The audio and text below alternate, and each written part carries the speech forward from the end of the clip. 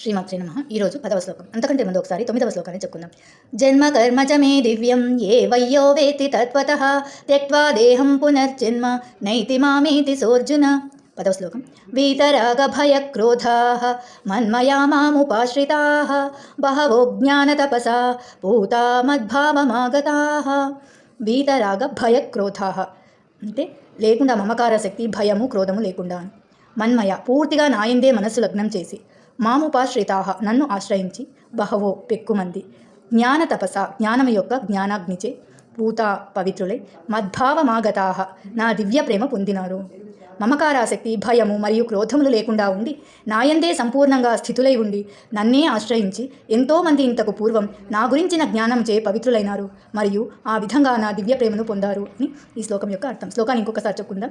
వీతరాగ భయ క్రోధాః మన్మయా మాముపాశ్రితాః బహవో జ్ఞాన తపసా పూతా మద్భావమాగతాః. 11వ శ్లోకం రేపు చెప్పుకుందాం.